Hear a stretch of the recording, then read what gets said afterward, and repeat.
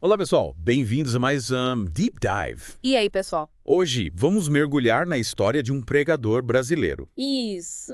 e na mensagem dele sobre como alcançar o extraordinário.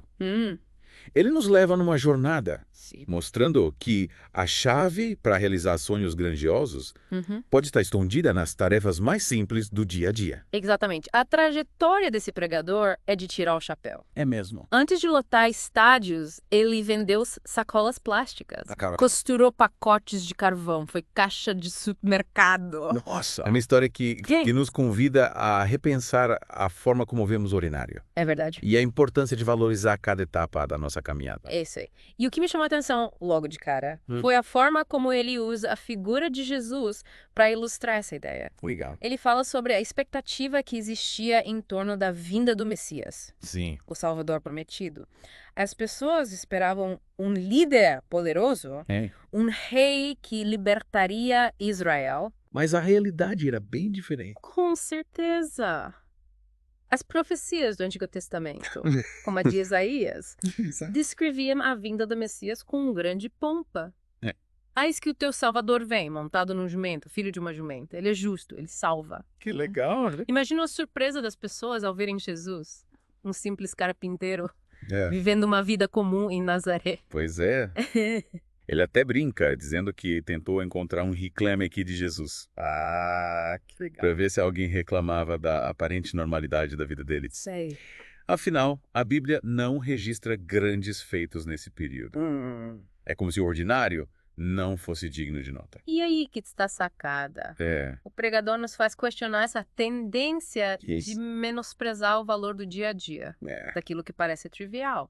E só é justamente nesse ordinário que a gente se prepara para o extraordinário. E ele vai além, usando um termo que achei bem interessante. Fase carpinteiro. Faz carpinteiro. Seria essa a fase em que a gente está se preparando para nossa missão principal, Entendi. para realizar o propósito que Deus tem para nós. Isso.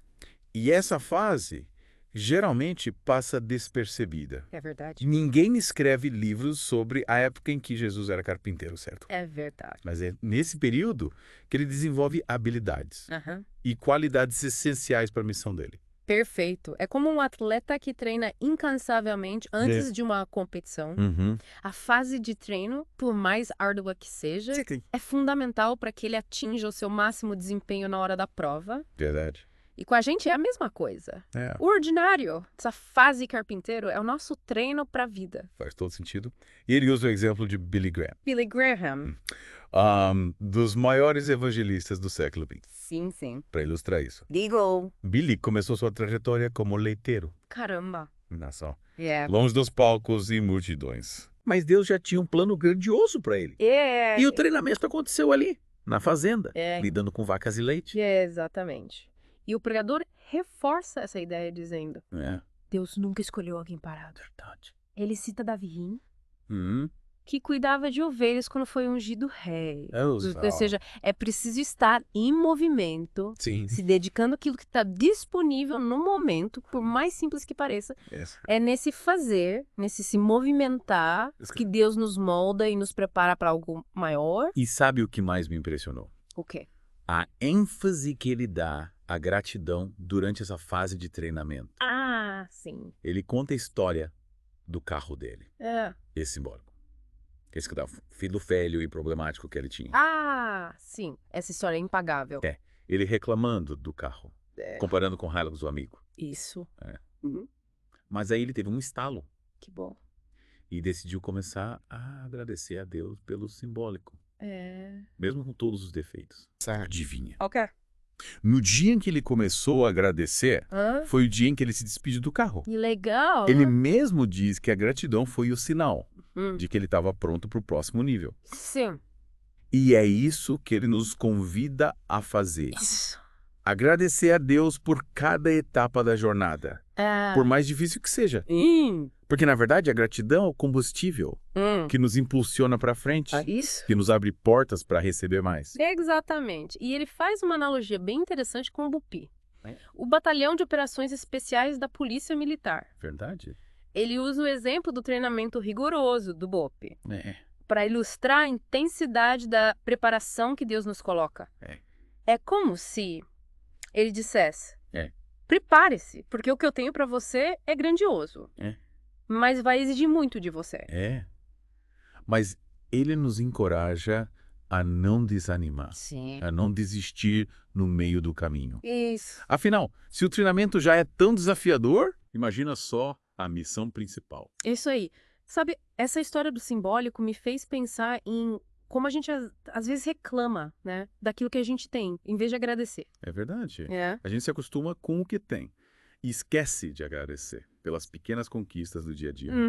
É como se a gente só enxergasse o valor das coisas quando perde. É verdade. E essa falta de gratidão, na verdade, é um sinal de que a gente não está satisfeito, de que a gente está sempre buscando algo mais, algo melhor. Buscando. E o pregador, ele nos desafia a mudar essa mentalidade. Ele nos convida a sermos gratos agora, pelo que temos, pelas pessoas que amamos, pela vida que Deus nos deu. É verdade.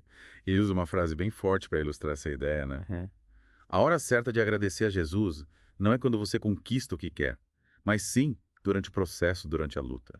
Ou seja, a gratidão não deve ser um sentimento reservado apenas para os momentos de vitória, mas um estado de espírito constante, que nos acompanha em todos os momentos, inclusive nos mais difíceis. É isso. E quando a gente agradece, a gente demonstra a Deus que confiamos nele, que estamos satisfeitos com o que ele nos deu e que estamos prontos para receber mais. É como se a gente abrisse espaço para que ele age em nossas vidas. Exato. É como aquela frase que diz, a gratidão abre as portas para a abundância. Quando a gente agradece, a gente reconhece o valor do que já temos e se torna mais receptivo às bênçãos que estão por vir. É isso. E o pregador ilustra isso de forma bem humorada com a história do dia em que ele foi pregar pela primeira vez. Ele tinha 22 anos e a igreja tinha apenas 30 pessoas. Só 30 pessoas? Imagino que ele deve ter ficado desanimado, né? Na verdade, não. Ele conta que pregou com a mesma paixão e intensidade, como se estivesse num grande estádio. Ele deu o seu melhor, independente do tamanho do público. Que legal. Deus não desprezou aquela oportunidade. Ele enxergou ali a chance de fazer a diferença na vida daquelas 30 pessoas. E essa é uma lição importante. Não importa o tamanho do palco, o importante é a mensagem. É a entrega, é o amor que a gente coloca naquilo que a gente faz. Verdade. E essa história me lembra de outro ponto que ele aborda. A importância de não pular etapas, de não querer queimar o processo. Sim. Ele usa a analogia de querer ir direto para o capítulo final do livro, sem ter lido as páginas anteriores. Mas ele mostra que a graça é justamente na jornada, nos percalços, nas vitórias e derrotas, que nos moldam ao longo do caminho. E ele fala que se a gente fugir do treino, o propósito nunca chega. Ou seja, se a gente não estiver disposto a passar pelo processo, a enfrentar os desafios, a aprender com os erros, nunca vamos alcançar o nosso potencial máximo. Com certeza. E essa ideia do treino me fez lembrar da história do vendedor de tênis. Essa história é impagável. Ele dando golpes nos clientes, elogiando os tênis, mesmo sabendo que não eram tão bons assim, e depois a novinha dizendo que o marido dela agora tem um novo pai, que é Jesus.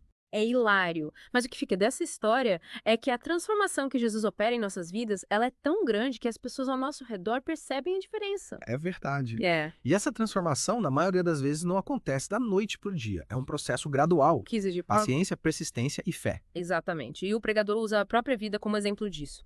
Ele conta que antes de ser o pregador famoso que ele é hoje, ele teve vários empregos comuns.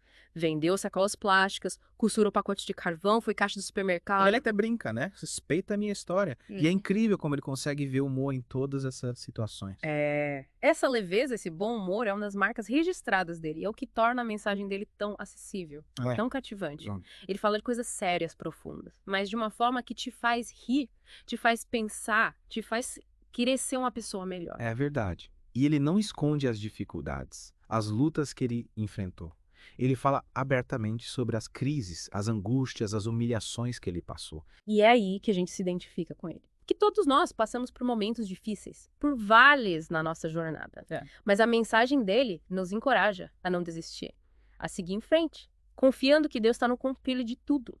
E nos lembra que mesmo nos momentos mais difíceis, Deus está nos lapidando, nos preparando para algo maior. É como um diamante bruto que precisa ser lapidado para revelar toda a sua beleza. E essa lapidação às vezes dói, né? Mas o resultado final vale a pena. Sem dúvida.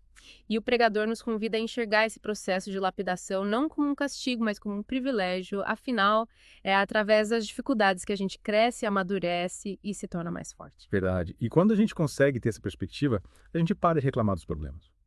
E começa a agradecer pelas oportunidades de aprendizado que eles nos proporcionam. Exatamente. E a gratidão, como a gente já viu, é a chave que abre as portas para o extraordinário. Quando a gente agradece, a gente muda o nosso foco. Do problema para a solução. Da escassez para a abundância. Do medo para a fé. É verdade. E falando em fé, o pregador nos lembra que a fé não é apenas acreditar que Deus existe, mas confiar que Ele está no controle de tudo, mesmo quando a gente não entende os planos dele. Verdade. E essa confiança em Deus nos dá força e a coragem para enfrentar qualquer desafio, qualquer dificuldade. Porque a gente sabe que lá Ele está do nosso lado, nos guiando, nos protegendo, nos conduzindo para o nosso destino. E esse destino, muitas vezes, é muito maior do que a gente jamais poderia imaginar. Mas para alcançá-lo, a gente precisa passar pelo processo, pelo treinamento, como diz o pregador. E esse treinamento nem sempre é fácil, nem sempre é agradável. Mas é necessário, é o que nos molda, nos lapida, nos torna mais fortes, mais resilientes, mais preparados para viver o extraordinário que Deus tem para nós. É isso. E a história do pregador é uma prova disso, né? Ele passou por tantos desafios, tantas dificuldades, mas nunca desistiu da fé dele, do propósito dele. E hoje é uma inspiração para milhões de pessoas ao redor do mundo. E a mensagem que ele nos deixa é clara. Não importa de onde você veio, não importa o que você passou, Deus tem um plano extraordinário para sua vida. Mas você precisa estar disposto a passar pelo processo, a enfrentar os desafios, a confiar em Deus em todos os momentos. Sabe, pensando bem, essa ideia do treinamento para a missão principal é algo que a gente pode aplicar em tudo, né? Em tudo, nos estudos, no trabalho, nos relacionamentos. É como se a gente estivesse sempre se preparando para algo maior. E às vezes a gente fica tão ansioso para chegar lá que esquece de aproveitar o processo, de aprender com as pequenas experiências do dia a dia. É como querer colher os frutos, Pô. sem ter plantado a semente, né? E E o pregador mostra que é nesse plantar, nesse cultivar, que a gente desenvolve tudo. As habilidades, a paciência, a perseverança, que vamos levar para a colheita abundante. Com certeza. Ele usa a analogia do bope para ilustrar isso. Lembra? Sim, sim. Se você for pro bope lindo, vai ter que ter um pé de passa, sair do nada assim, um tapão na orelha. Você vai dizer, oh meu Deus, por que eu escolhi isso pra minha vida? É verdade. Ele mostra que a gente escolhe entrar no BOP. Mas o treinamento intenso, a disciplina rígida fazem parte do pacote. E com Deus é a mesma coisa. A gente pode até ter uma ideia do que a gente quer para nossas vidas, mas o treinamento é definido por Ele.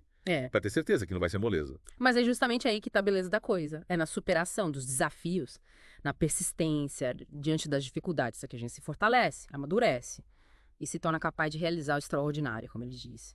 Vive o treino para viver o propósito, foge do treino e o propósito nunca chega. E essa mensagem me fez pensar na história de Davi de novo. Ele era um pastor de ovelhas, um trabalho humilde, ordinário na época.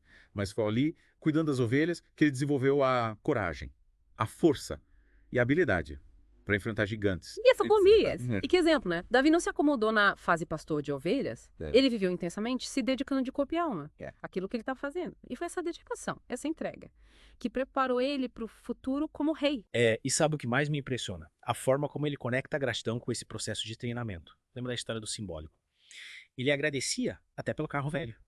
Porque ele sabia que aquilo era uma fase, um trampolim para algo maior. Exatamente. A gratidão coloca a gente numa posição de força, de confiança em Deus. É como se a gente dissesse, Senhor, eu confio em Ti, eu aceito o Teu processo, eu sei que o Senhor está me preparando para algo grandioso. E essa confiança, essa fé, dão força para a gente continuar, mesmo quando as coisas ficam difíceis, quando a gente não entende os planos de Deus. E quando a gente finalmente alcança o nosso propósito, a gente olha para trás e pensa, valeu a pena?